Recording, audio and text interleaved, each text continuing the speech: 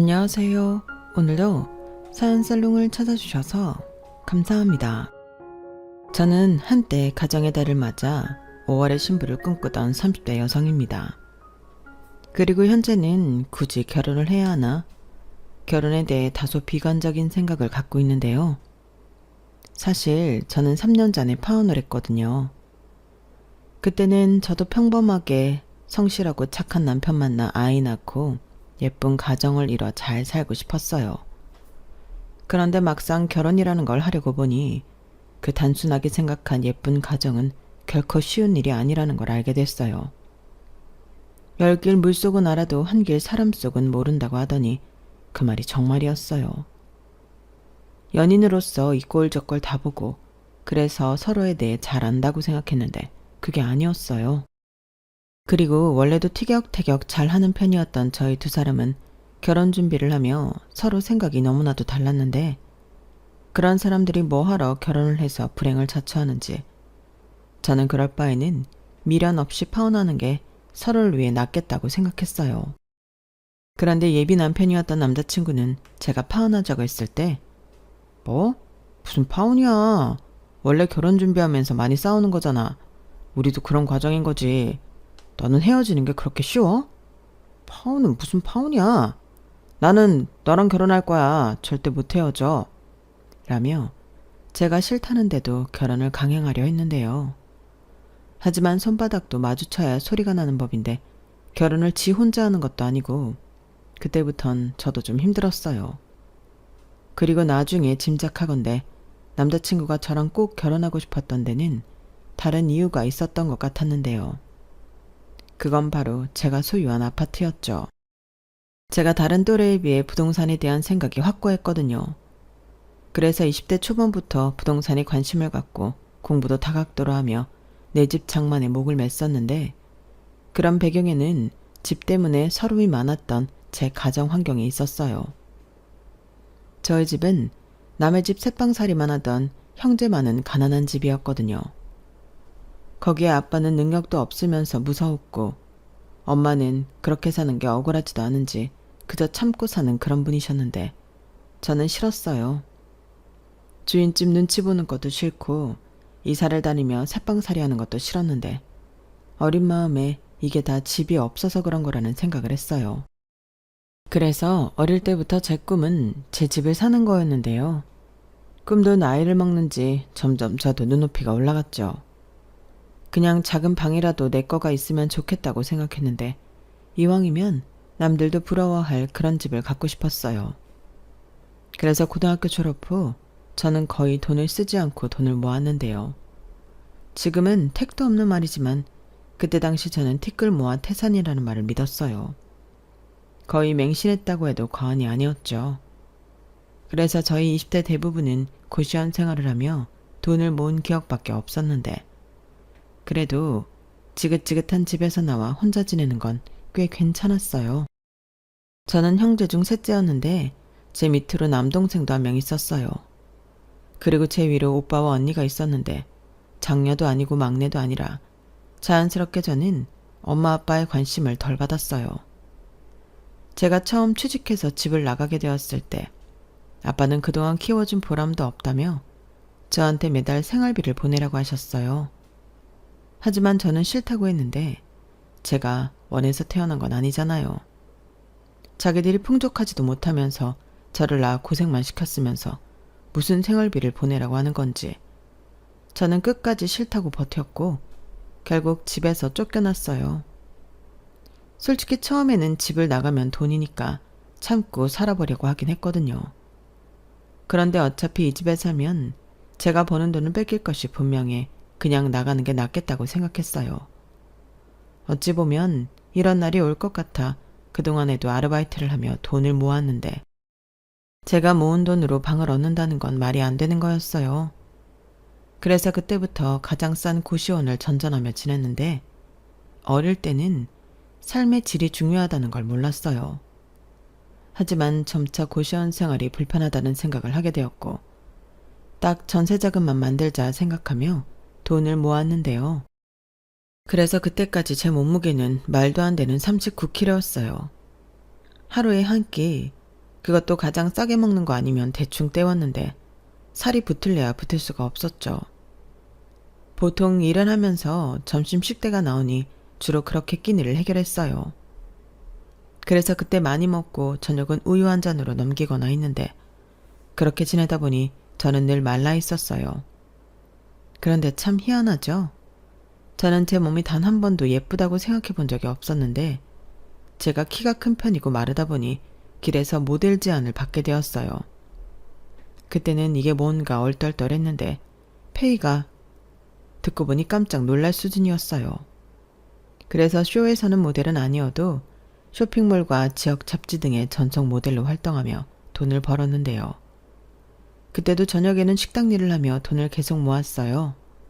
하루라도 빨리 전셋집에 들어가고 싶었거든요.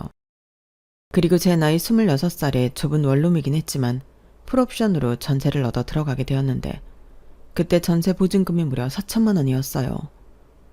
그리고 저는 그 보증금을 빚도 하나 없이 순전히 제가 모은 현금으로 지불했는데 그때 알았네요. 아, 이게 사람 사는 집이구나. 근데 그 집이 진짜 오래되고 뷰라고 할 것도 없는 남의 집 담벼락에 말도 안 되게 오래된 구식 건물이었는데 저한테는 궁전 같은 곳이었어요. 그렇게 그곳을 시작으로 저는 본격적으로 더 나은 주거 공간에 살고 싶은 꿈을 꾸게 되었는데요. 공부를 하면 할수록 저처럼 아무것도 없는 사람은 아파트밖에 없는 것 같더군요. 그래서 청력에 엄청 공을 들였어요. 그러니 그런 제가 남자나 연애에 관심이 있을 턱이 없었는데 남녀의 인연이란 어느 날 갑자기 찾아오는 거더군요. 첫사랑도 변변하게 하지 못한 저는 소위 말하는 연애세포가 없는 것 같았어요. 솔직히 남자보다는 돈이 더 믿을 수 있고 좋았거든요. 하지만 그것도 옆에 아무도 없을 때 이야기지 막상 마음에 드는 남자를 만나면서 죽은 세포가 깨어난 듯 제 마음도 변하게 되었는데 그 시작은 짝사랑이었어요.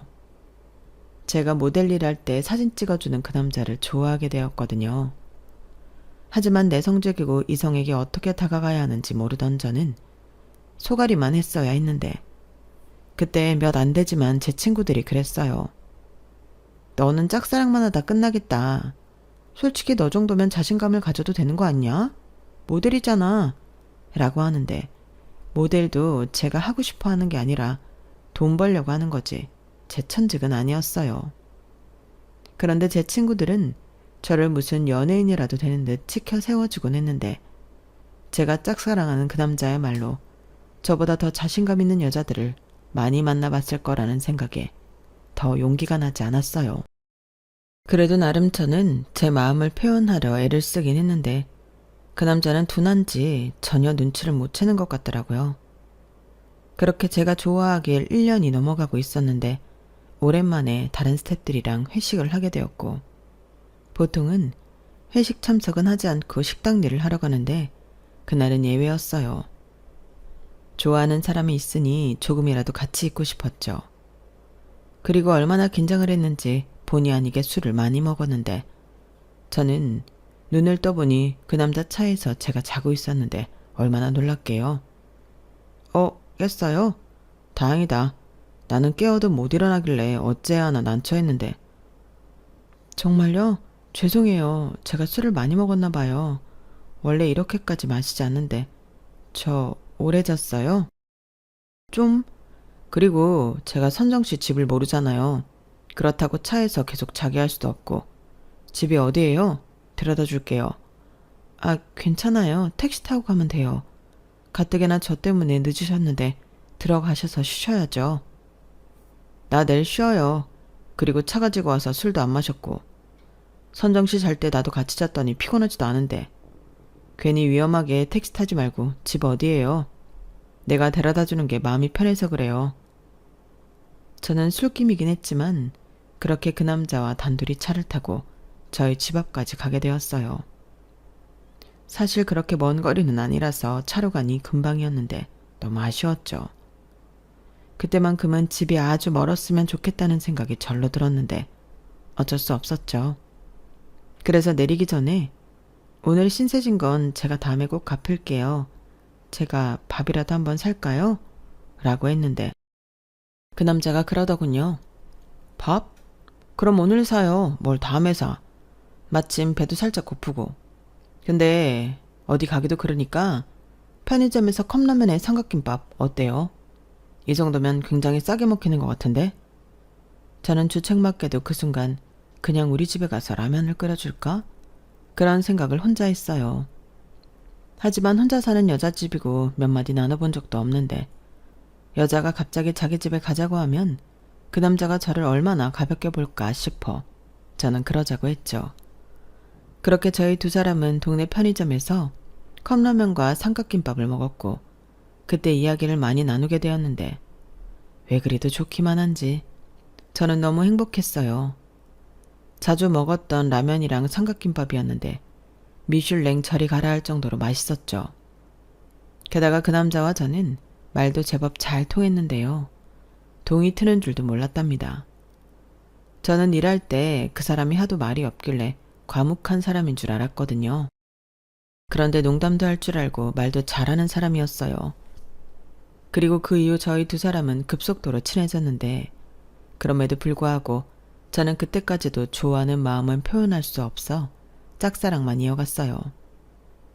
몇 번 고백을 하려고 하긴 했는데 도무지 용기가 나지 않았거든요. 그렇게 횟수로 2년 넘게 지내다 보니 이렇게는 도저히 안 되겠다는 생각이 들었고 죽기 아니면 까무러치기라도 하자는 심정으로 디데이를 정했는데 그 디데이는 바로 발렌타인데이였어요.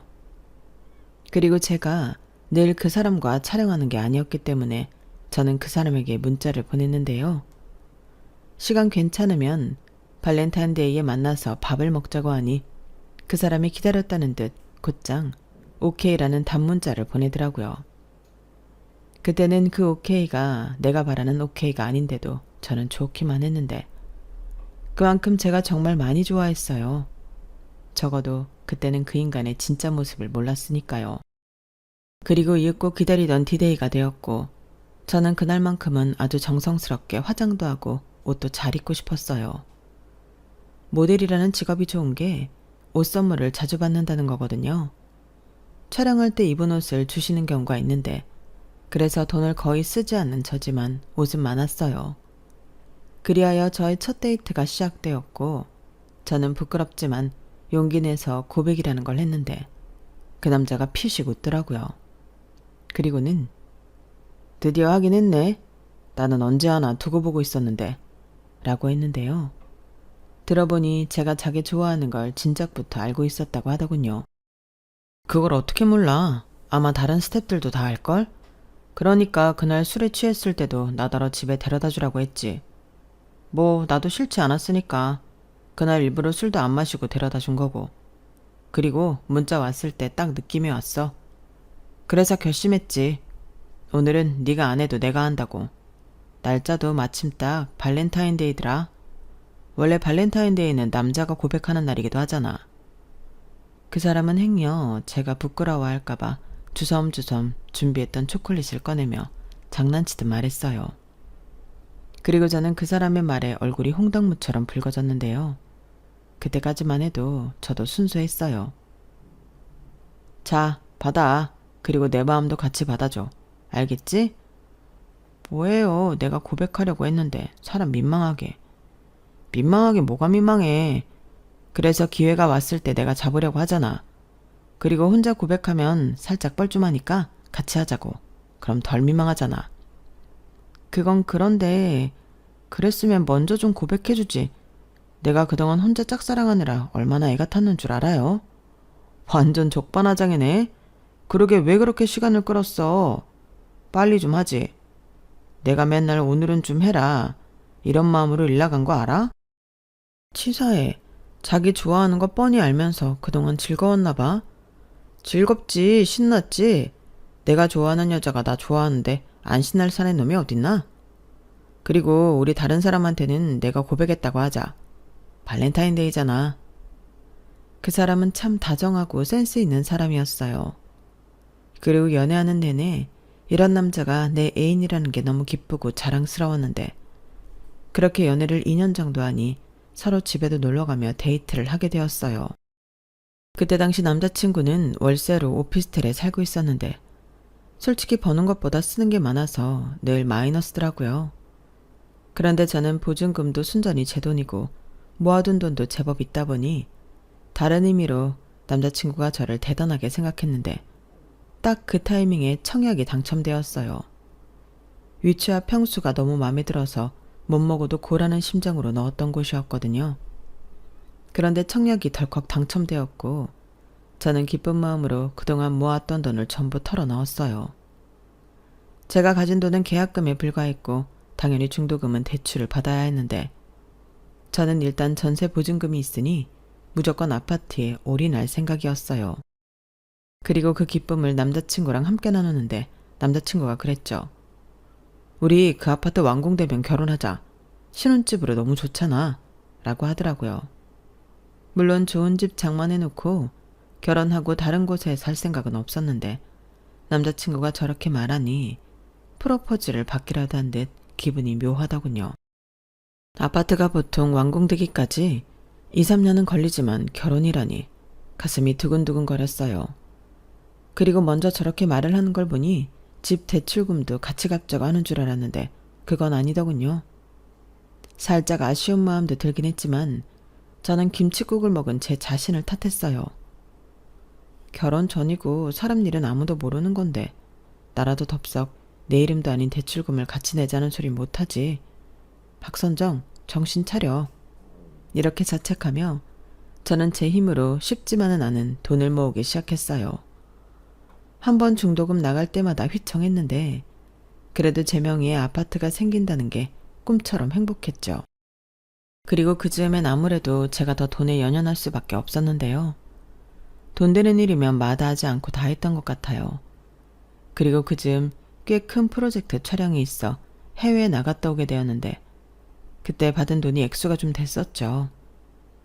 저는 그걸 받아서 잘됐다 생각하고 대출금을 크게 갚았는데 그렇게 벌어서 메우고 또 벌어서 메우고 반복하다 보니 아파트가 완공이 되었어요. 그렇게 남은 중도금 대출이 잔금 대출로 전환이 되었고 그동안 꾸준히 잘 갚은 덕에 제가 그 집에 입주할 쯤은 남은 대출금은 1억 남짓이었는데 다들 어떻게 그럴 수 있냐고 신기해했죠. 그러니까 제가 그 집을 현금으로 총 3억 정도에 들어가게 된 건데 위치도 그렇고 이미 완공되기 전에 집값이 마구 뛰었어요. 그래서 다들 저더러 로또 아파트 받았다고 부러워했는데 그렇게 저랑 남자친구는 행복한 결혼 준비를 하게 되었죠. 제가 먼저 아파트에 들어가 있었고 결혼하면 가정가구를 차려하게 될 것 같아 저는 최대한 물건을 사지 않고 버텼어요. 그러자 남자친구가 이런 제안을 했는데요. 굳이 우리가 떨어져 지낼 필요가 있을까? 아무리 생각해도 낭비인 것 같아. 일단 내가 오피스텔에서 쓰던 게 있으니까 그거 가지고 자기 아파트 내가 들어갈게. 그리고 같이 결혼 준비하면 되지. 라며 은근슬쩍 남자친구가 동거하자고 하더라고요. 아무리 결혼을 전제로 만나고 있다고 하지만 동거라니 저는 좀 내키지 않았는데 남자친구는 어차피 결혼할 사이고 동거가 합리적인 선택이라며 저를 계속 설득했어요. 생각해봐. 월세도 아깝고 각각 살면 공과금도 각자 다 내야 하잖아. 원래 결혼하기 전에 같이 살아보는 것도 요즘은 트렌드야. 막상 결혼식하고 같이 사는데 죽어도 안 맞으면 그땐 어떡해. 이혼하는 게 쉬운 일도 아니고. 이렇게 남자친구는 계속해서 저를 설득했는데 나중에는 자기도 너무 외롭다며 저랑 한시도 떨어져 있기 싫다고 했어요. 근데 제가 바보 같았는지 그 말이 신경 쓰였고 저 역시도 계속 혼자 살았기 때문에 사랑하는 사람이랑 한시라도 빨리 함께하고 싶었어요. 그래서 고민 끝에 결혼 전 동거를 하기로 했는데요. 생각을 바꾸니 어려운 일도 아니었어요. 결혼하면 네 돈 내 돈 할 것 없이 우리 돈이 될 텐데 남자친구가 살던 오피스텔 월세가 상당했거든요. 그러니 같이 살면 그 돈을 세이브할 수 있고 멀리 볼 때는 그게 나은 것 같았는데 그렇게 남자친구가 제가 사는 아파트에 들어오게 되었어요. 마침 필요한 가정 가구들도 많았는데 그때만큼은 잘한 결정이라고 생각했죠. 또한 사랑하는 사람과 이젠 한 집에서 같이 산다고 생각하니 벌써부터 설레고 행복했는데 저는 제가 이렇게 쭉 이 남자랑 함께 할 거라고 믿었어요. 하지만 사람 사는 게 마냥 뜻대로 되는 게 아니었고, 남자친구 말이 자기는 모은 돈이 없어서 오피스텔 보증금을 빼면 그 돈으로 결혼 준비를 할 수 있다고 했는데요. 문제는 그뿐만이 아니었어요. 남자친구가 살던 오피스텔이 좀처럼 나갈 생각을 하지 않더라고요. 그 집이 나가야 그 보증금으로 결혼 준비를 하는데, 공실임에도 보러 오는 사람들이 없었고 시간만 마냥 흘러갔죠. 그렇기에 저는 자꾸만 조바심이 났는데, 남자친구는 그런 저에게 그럴 필요가 없다고 했어요. 자기는 보증금 못 받고 있는데 괜찮아? 뭐 떼먹을 것도 아니고 없어지는 돈도 아닌데 뭐 어련히 주겠지. 그리고 나는 이미 자기랑 같이 살고 있어서 괜찮은데, 여기 사람들 다 우리가 신혼부부인 줄 알잖아. 그러니까 나는 그것도 신경 쓰인단 말이야. 우리 아직 결혼 전인데 사람들 속이는 것 같고. 에이, 무슨 그런 생각을 해. 우리 결혼할 거잖아. 자기가 요즘 너무 예민해. 그럴 필요 없다니까. 마음을 좀 더 여유 있게 가져. 저는 자기가 받아야 하는 보증금인데도 저리 여유를 부리고 있는 남자친구가 이해가 가지 않았어요. 저라면 어떻게 해서든 그 돈을 받아왔을 것 같은데, 남자친구는 이미 같이 살고 있으니 결혼은 천천히 해도 된다고 생각하는 것 같더라고요. 사실 그래서 더 마음이 급하고 짜증이 났는데, 확실히 같이 살면서는 사소한 일로 다투는 일이 늘더라고요. 연애할 때는 그렇게 싸운 기억이 잘 없는데, 제가 제 집이라고 생각해서 그런 건지 화장실 쓰는 거며 재활용, 그리고 전기나 물 쓰는 것에 잔소리를 많이 하게 되었는데, 남자친구는 저더러 쫌스럽다고 했어요.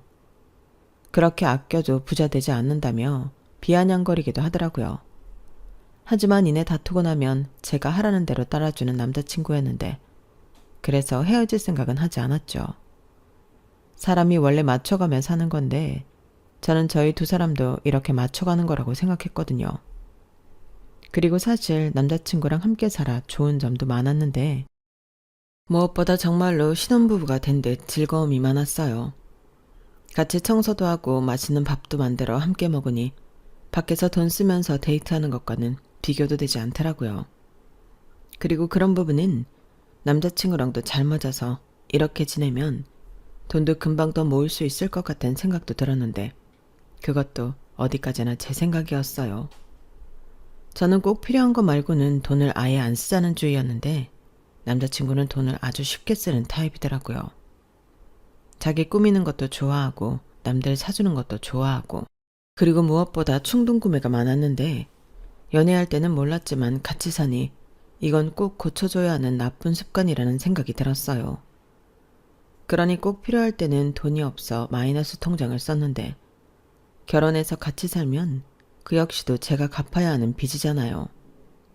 하지만 결혼도 하기 전인데 돈 가지고 잔소리 하는 게 쉽지 않았고, 저는 그건 결혼하면 가장 먼저 상의해야겠다고 생각한 문제였는데, 돈에 대해 생각이 다른 건 다른 문제에서도 갈등의 원인이 되었어요. 남자친구는 한심하게도 자기 오피스텔이 나가지 않고 있으니 자기 보증금에서 월세를 계속 까고 있다고 하더라고요. 뭐? 그게 무슨 말이야? 월세 계약 끝났고 자기는 이사 왔잖아. 그런데 왜 월세를 내고 있어? 집주인 할아버지가 다음 세입자 들어오기 전까지는 내가 내는 거라고 하던데, 이사는 내가 자발적으로 나온 거잖아. 그게 아니지. 자기는 월세를 아끼려고 내 아파트에 들어왔잖아. 근데 지금 그러면 살지도 않고 돈만 내고 있는 꼴인데, 그러다 돌려받을 월세도 없어지지. 그러니 아예 이건 법으로도 말이 안 돼. 지금 보증금 못 받고 기다려주는 것도 크게 양보하고 있는 건데 이게 무슨 경우야? 그런 거야? 나는 다 그렇게 하는 거라고 하길래 그런 줄 알았지. 그리고 거기가 무슨 개발을 한다고 해서 집주인이 보증금을 2배 가까이 올렸대. 그래서인지 사람들이 보러 오지도 않고. 뭐? 보증금을 올렸다고? 저는 남자친구의 말에 속이 터질 것만 같았어요. 그러니 그 집주인 할아버지라는 사람도 남자친구한테 덤탱이를 씌우려 했던 거겠죠. 그리고 제 생각에 돈 돌려주고 싶지 않으니 보증금 다 까먹을 때까지 집을 새놓을 생각이 없어 보였는데요. 저는 가만히 있으면 안 된다고 생각했어요. 남자친구의 돈은 곧 제 돈이라고 생각하기 때문에 더 열을 올리면서 방법을 찾았죠. 그리고 그 방법은 어렵지도 않았어요. 이미 정해진 법의 틀에서 해결하면 됐는데 그 집주인에게 내용 증명을 보내니 거짓말처럼 보증금을 돌려받았거든요.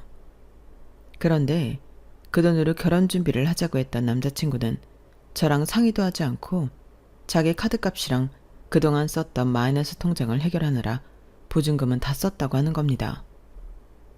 이게 무슨 말이야? 그럼 우리 결혼은? 결혼은 하지. 근데 당장 카드값이랑 빚은 해결해야 하잖아. 몰랐는데 마이너스 통장이 만기더라고. 그래서 돈도 생각했다 갚았지. 우리 결혼하는데 내가 빚까지 달고 가면 좀 그렇잖아. 정말 왜 그래? 그렇게 생각을 했어도 나랑 상의는 했어야지. 무슨 상의? 우리 아직 결혼 전이고 그 돈은 내 돈이잖아. 내가 내 돈 가지고 내 판단 하에 썼다는데 내가 잘못한 거야? 뭐? 저는 좋을 때는 이미 가족이라도 된 듯 이야기하던 남자친구가 아직 결혼 전이라고 네 돈 내 돈을 따지는 황당하다 못해 서운했어요. 솔직히 그 돈 제가 나서지 않았으면 그 성격에 온전히 다 받지도 못했을 돈이었는데 저렇게 매몰차게 이야기를 하다니 그때 너무 속상해서 더는 아무 말도 하고 싶지 않더라고요. 그러자 그날 저녁 남자친구는 미안하다며 저에게 사과를 했는데 자기는 정말 순수하게 저 힘들게 하지 않으려고 자기 빚을 먼저 갚았다고 거듭 얘기했어요. 그러니까 상의 안 한 건 미안하지만 그것 또한 저를 위해서 한 거니 이해해달라는 거였죠. 그리고 어차피 이미 쏜 돈이기에 더 생각해봤자 제 속만 쓰렸는데 그래서 어떻게 하자는 거냐 물으니 남자친구가 이렇게 말했어요. 자기는 처음부터 부를 사람 별로 없다고 결혼식은 간단하게 해도 된다고 했잖아. 그런데 나는 우리 부모님 의견도 있고 친척도 있고 초대할 사람도 많으니 아예 안 할 수는 없고 적당한 곳 내가 섭외해서 형식만 갖춰서 하는 걸로 하자. 요즘은 꼭 결혼식장에서 안 해도 되니까 내 후배들 불러서 스냅사진 찍고 우리도 파티하는 것처럼 즐겁게 하면 되지. 그리고 우리는 가장 큰 신혼집이 이미 해결됐으니 문제는 신혼 살림인데 그건 차차 마음에 드는 걸로 채워나가면 되지. 자기 일단 그 예쁜 냉장고 사고 싶다고 했잖아. 우선 우리 그거랑 우리 쓸 침대만 먼저 사자. 나머지도 돈 생기면 그때마다 장만하고. 어때? 저는 초롱초롱한 눈으로 자기 계획이라며 말하는 남자친구에게 아무 말도 하지 않았어요. 무슨 소꿉장난도 아니고 저는 가정 가구는 한 번에 맞춰서 드리고 싶었는데 저렇게 말을 하니 하고 싶은 말이 없더라고요. 하지만 아무리 생각해도 아쉬운 건 저였고 저는 그럼 제가 모든 경제권을 가지고 오는 조건으로 제가 신혼 살림을 일제히 장만하기로 했는데요. 남자친구는 좋다고 신나하더군요. 사실 그때부터 저는 말리기 시작한 거였어요.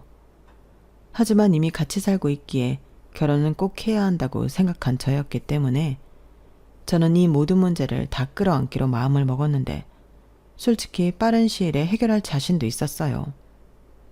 남자친구가 말한 대로 저는 결혼식에는 달리 욕심이 없었기 때문에 결혼식, 신혼여행, 스드메 같은 것에 큰돈을 쓰고 싶지 않았고 남자친구가 자기 빚을 해결하고 왔기에 결혼 후 부담해야 할 빚은 집 대출금밖에 없잖아요.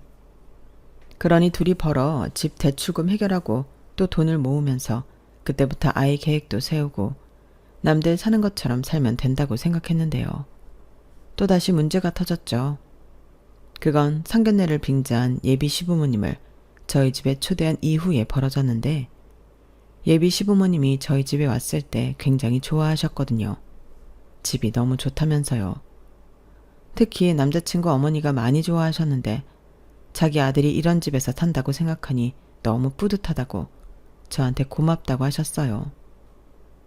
그런데 예비 시부모님이 다녀가신 후 남자친구가 말도 안 되는 제안을 하기 시작했는데 지금 생각해도 너무 어이가 없어서 다시 화가 치밀 정도입니다.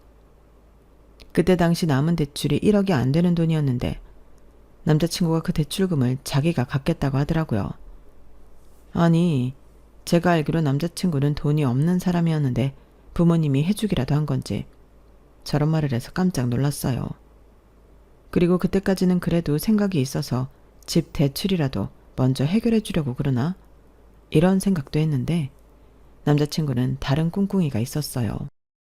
나는 자기만 좋다고 하면 그 빚마저 털고 부담 없이 시작하고 싶어.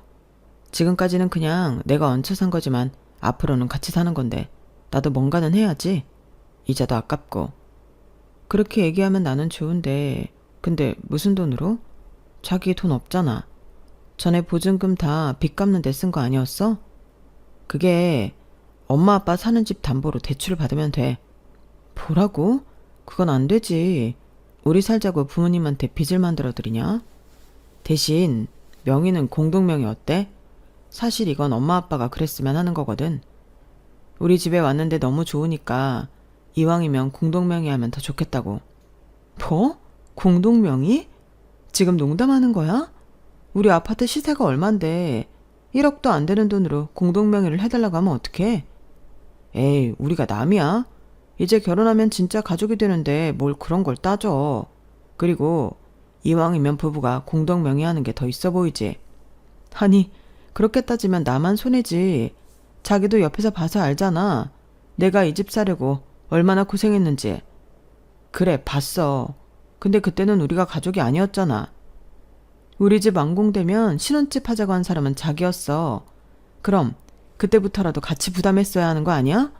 공동명의 주장하려면 최소한 그 정도는 했어야지. 근데 이제 와서 10억 시세인데 아파트를 1억도 안 되는 돈으로 공동명의 하자고? 답답하다.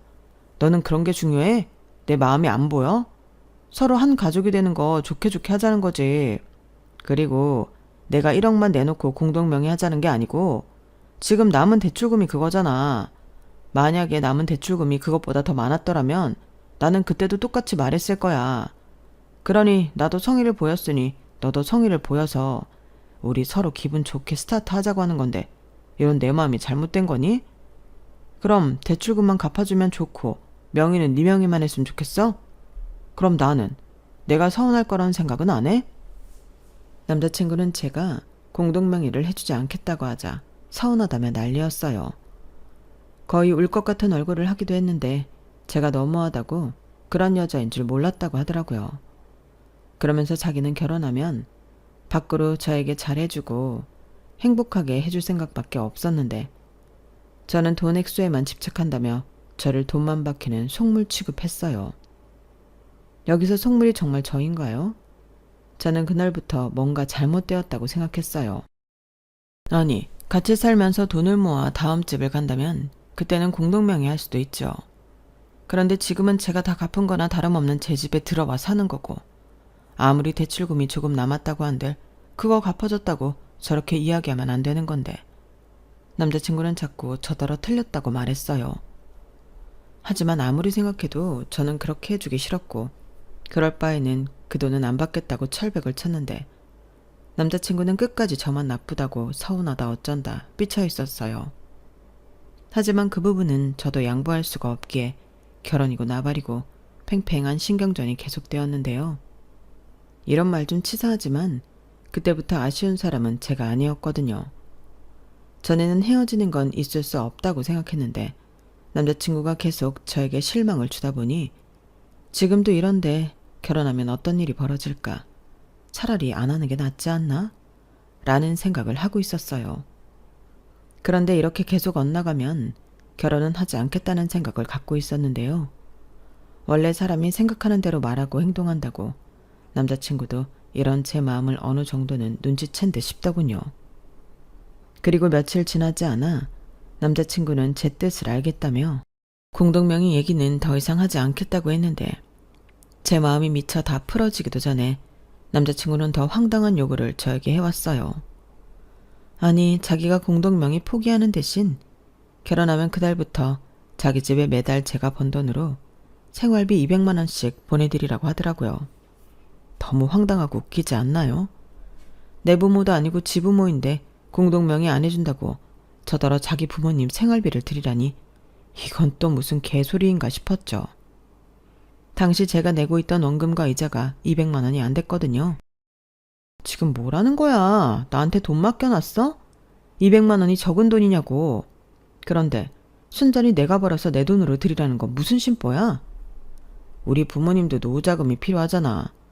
사실 내가 생활비로 다달이 80만 원씩 보내드리고 있었는데 요즘 아빠가 밖에서 몸 쓰는 일 하기도 힘들고 엄마가 그동안 하던 청소일 하기 힘들다고 생활비가 더 필요하다고 그랬거든.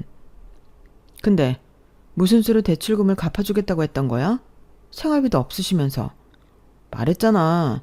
그건 지금 살고 있는 집 담보로 대출받을 생각이었다고. 아들 장가 보내는데 그 정도는 해야 하지 않겠냐고 엄마가 그랬어. 그래야 며느리한테 생활비 받는 게 안 부끄럽다고. 아, 처음부터 생활비 받으려고 그런 거였구나. 뭐 딱히 그렇다기보다 다들 부모님한테 어느 정도 돈은 드리고 있지 않나? 자기가 자기 부모랑 연 끊고 살아서 잘 모르나 본데 다른 집 정상적인 자식들은 다 그래. 그 소리는 나는 정상이 아니라는 거야? 에이, 말꼬리 잡지 말고. 자기가 그렇게만 해준다면 전에 얘기했듯이 내가 남은 대출금 털어주고 명의 타령도 하지 않을게. 대신 자기는 우리 부모님 생활비만 드려. 이 정도는 괜찮잖아. 아니, 안 괜찮아. 내가 언제 내 남은 대출금 털어달래? 그럴 필요 없고 그냥 집 담보대출 받지 마시라고 해. 내 대출금은 내가 알아서 할 테니까. 그리고 자기 부모님 생활비는 하던 대로 자기가 부담해.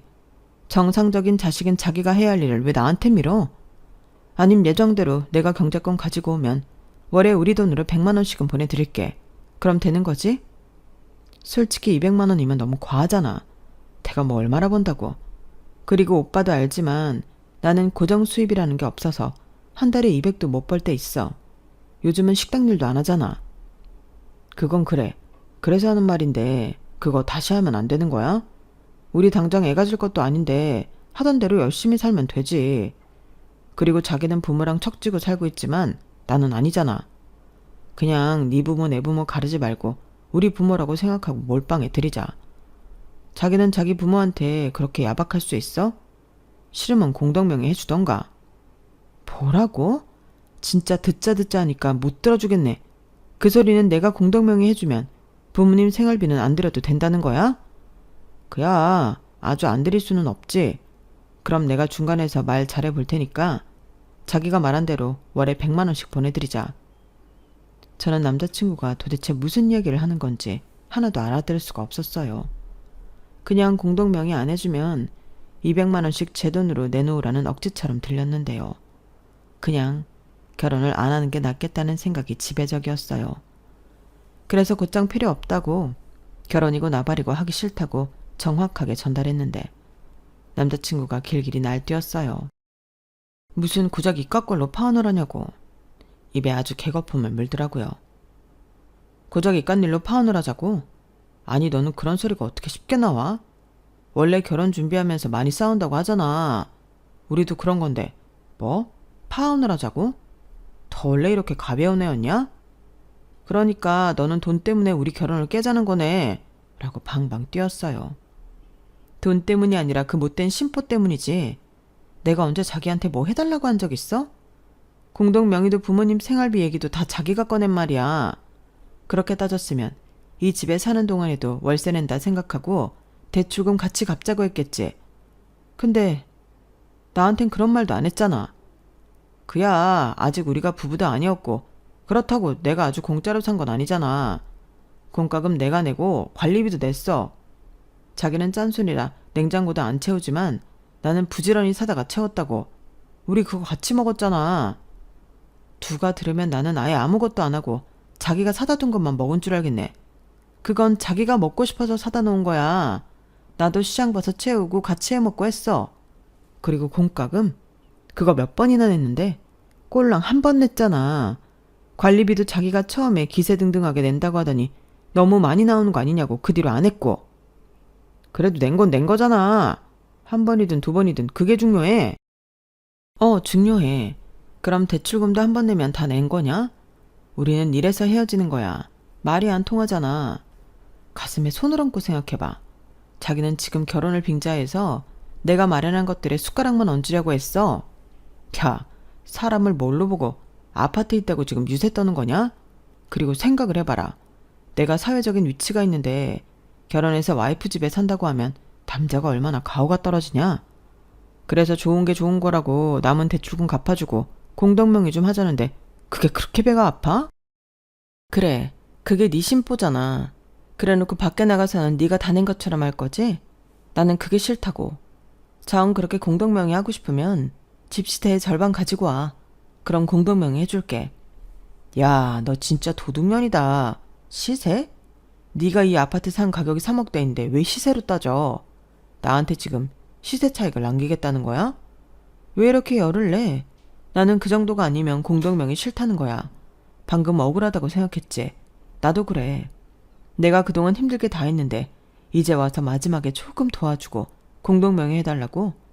그거 싫으면 자기 부모님한테 월 200씩 주라고? 이게 무슨 억지니? 그게 왜 억진데? 아, 이제 진짜 지친다. 이렇게 힘든데 왜 결혼을 하니? 이제 너란 사람을 좀 알겠어. 우린 안 맞아. 쥐뿔 하나도 없으면서 있는 척만 하려고 하고. 그러니까 마이너스 통장을 만들어 그렇게 버는 것 이상으로 썼겠지. 너 진짜 사람 쓰레기로 만들래? 네가 궁색하게 사는 거야. 다들 나 정도는 하고 산다고. 사람들이 네가 아껴서 아파트 사고 다들 대단하다고 하지? 근데 속으로 정말 그렇게 생각할 것 같아? 너 독하다고 사람들 뒤에서 수근거렸어. 삐쩍 말라서 돈만 밝히고. 네가 얼마나 추한지 너는 모르지? 모델이라고 카메라 앞에서 설치니까 진짜 네가 뭐라도 되는 줄 알았냐? 저는 남자친구, 아니 그놈의 주둥이에서 나오는 막말에 손발이 저절로 떨렸어요. 그동안 저런 생각을 가지고 저랑 같이 살부비고 살고 있었다니 너무 소름이 돋더라고요. 그리고 그런 생각이면 더 잘 되지 않았냐고 당장 내 집에서 나가라고 했는데요. 이놈은 못 나가겠다고 버티더군요. 여기에 있는 물건들이 전부 자기 건데 자기가 어딜 나가냐고 배짱을 튕겼어요. 그러면서 결혼하면서 저는 손해 하나 보지 않으려 한다고 저를 이기적인 사람으로 몰았는데 누가 할 소리를 셀프로 하는 건지 상종도 하기 싫었죠. 그래서 참지 않고 말했어요. 너야말로 나한테 뭐라도 뜯어가고 싶은 거 아니냐고요. 그랬더니 자기를 모독했다며 저를 명예훼손으로 고소를 하겠다나요? 저는 할 수 있으면 하라고 했습니다. 그렇게 따지면 저도 같이 하려고요. 그리고 애당초 우리 둘만 있는 곳에서 주고받아 말인데 무슨 명예가 있어요? 저는 말도 안 되는 헛소리 그만하고 네 집 내가 내일 당장이라도 용달 불러 니네 집에 보내줄 테니 꺼지라고 했어요. 그러자 이대로는 정말 제가 파혼을 할 것 같았는지 한숨을 푹푹 쉬던 남자친구는 알겠다며 자기가 100번 1000번 양보하겠다고 했는데 그러면서 또 사랑 타령을 하더군요. 내가 이렇게까지 하는 이유는 너를 정말 사랑하기 때문이야. 남자가 결혼까지 하려고 했다는 건 전부를 다 바치겠다는 거거든. 제발 내 마음 좀 알아주라. 저는 그 구차한 사랑 타령에 지랄하고 자빠져 있다고 제대로 응수해줬어요. 사랑은 개뿔.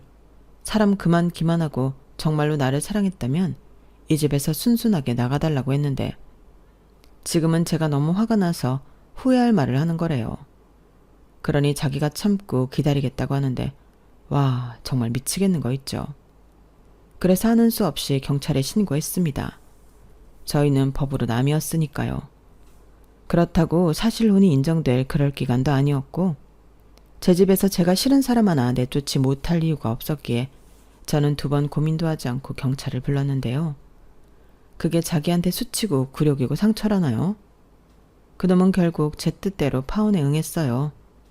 그런데 업계 사람들한테 제 이야기를 정말 먹같이 하고 다녔더라고요. 제가 단물만 쏙 빼놓고 돈돈돈거리며 자기한테 함부로 했다며 제 이기적인 모습에 질려 파혼했다고 떠들고 다니는 듯 했는데요. 그 좁은 동네에서 소문은 금방 퍼져나갔어요. 그러니 제 귀에 들어오는 건 순식간이었고 저는 그 길로 그놈이 말하던 명예훼손으로 그놈을 고소했죠. 없는 사실을 떠들며 저를 천하의 나쁜 사람으로 몰았으니 이건 명예훼손이 맞잖아요. 그리고 저는 눈에는 눈, 이에는 이라고 그놈이 했던 방식 그대로 그놈을 그 바닥에서 매장했는데 저는 누구 말처럼 거짓말은 하지 않았어요. 거짓말을 하지 않아도 될 만큼 그놈은 충분히 쓰레기였으니까요. 그리고 결과적으로 그놈은 더 이상 이 바닥에서 일을 하지 못하게 되었는데요. 이미 그놈의 말을 믿지 않는 사람들이 많았거든요. 벌써 그놈에게 한 번씩 대인 사람들이 있었으니 그놈이 그럴 줄 알았다고.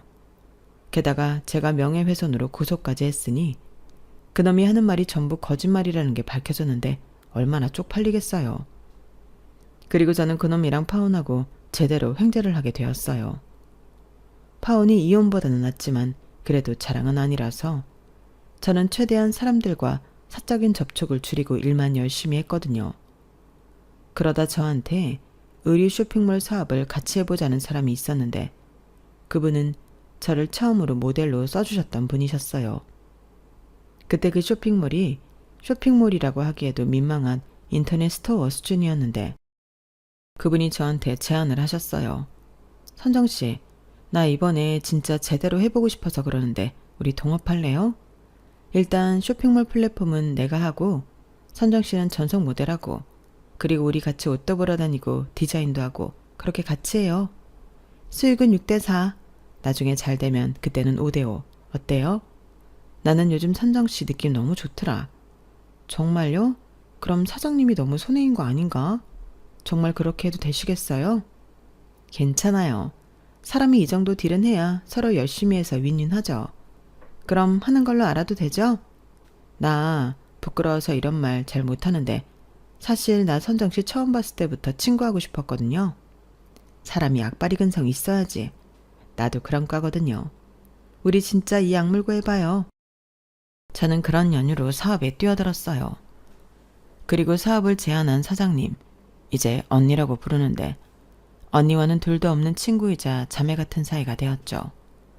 사람이 결이라는 게 있잖아요. 그런데 저희 둘은 자매라고 해도 믿을 수 있을 정도로 그 결이 비슷했어요. 그리고 생각하는 방향과 좋아하는 취향도 비슷한데 그렇게 1년 정도 일하는 재미에 푹 빠져 사니 제 통장에는 꽤 많은 돈이 쌓여 있더라고요. 그리고 집 마지막 대출금도 진작에 다 갚았는데 저는 그 집을 시세 차익 9억을 남기고 현재는 다른 동네 아파트에 살고 있습니다. 언니랑 이웃하며 거의 매일 같이 붙어 살아요. 그리고 아파트를 재미를 봐서인지 부동산 임대 사업도 해보려고 요즘 공부를 하고 있는데요. 오랜만에 만난 사람들이 그러더군요. 제 얼굴이 그렇게 좋아졌다고요. 그리고 무슨 악연인지 그놈이랑 다시 만난 적이 있었는데 어이없게도 지인의 돌잔치에 초대받아 갔더니 거기서 그놈이 돌 사진을 찍어주고 있는 거 있죠. 그것도 잘 따라주지 않는 애기 때문에 진땀을 빼고 있는 모습을 봤는데 그동안 혼자 세월의 풍파를 다 맞았는지 얼굴이 말이 아니었어요. 그에 반면 저는 이제 저한테 제법 투자하고 공동이라고 하지만 대표직을 맡다 보니 신수가 훤해졌는데 그놈이 저를 보고 입을 떡 하고 벌리며 놀라더라고요. 그리고 그 타이밍에 박 대표 오랜만이네. 요즘도 그렇게 바빠? 우리 얼굴 좀 보고 삽시다. 하며 한 젊은 남자 사장이 저를 불렀는데요. 그놈 표정에서 많은 걸 느낄 수 있었어요. 정말 통쾌하더라고요. 그리고 동시에 저런 놈이랑 파혼하길 잘했다는 생각을 정말 많이 했는데 그날 참 기분 좋게 취해서 오랜만에 꿀잠을 잤네요. 그리고 지금은 연애나 결혼보다는 제일 열심히 하며 그동안 못 누린 인생을 재미나게 살 생각인데 어릴 때 하도 못 해본 것이 많아서일까요? 요즘은 매일매일 즐거움 투성입니다. 무엇보다 돈 버는 재미가 제일 재밌는데 전에는 돈은 좋아해도 일은 재미없었거든요. 하지만 요즘은 일도 너무 재미있어서 누가 시키는 것도 아닌데 무의식 중에도 일을 하고 있어요. 그러니 같이 사업하는 언니도 너는 병이야. 너 일한다고 내가 수익 배분 다시 해주지 않는다. 적당히 해. 내가 요즘은 네 눈치 보여서 놀지를 못해. 라고 혀를 내두르는데 일이 너무 재밌는 걸 어쩌겠어요. 그러니 저는 당분간은 이렇게 살아야 할 것 같은데 부디 건강 잘 지키며 제가 좋아하는 일을 오래오래 할 수 있길 바라봅니다. 그리고 지금도 가끔 그때 그대로 그놈과 결혼을 했다면 어땠을까 생각할 때도 있는데요. 몇 번을 생각해도 그때 그놈이랑 파혼한 건 정말 잘한 것 같아요. 아마 그대로 결혼을 했어도 제 성격에 이혼했을 것이 뻔하거든요. 비록 꿈에나 그리던 예쁜 가정은 이루지 못하겠지만 그래도 괜찮아요. 그 대신 만족도 100% 싱글 라이프를 즐기고 있으니까요. 그리고 앞으로도 계속 제 행복을 위해 열심히 살아갈 마음인데 여러분들이 많이 응원해 주셨으면 좋겠습니다. 이상 제 파혼 이야기는 여기까지였어요. 제 사연 어떻게 들으셨나요? 저는 이만 글을 줄이도록 하겠습니다. 건강 잘 챙기시고요. 나쁜 사람들 말고 이왕이면 좋은 사람들만 함께 하세요. 그럼 지금까지 제 사연 들어주셔서 감사합니다. 안녕히 계세요. 여러분, 사연 댓글에 응원과 현명한 조언 부탁드려요. 좋아요와 구독은 저에게 큰 힘이 됩니다. 오늘도 좋은 일 가득하세요.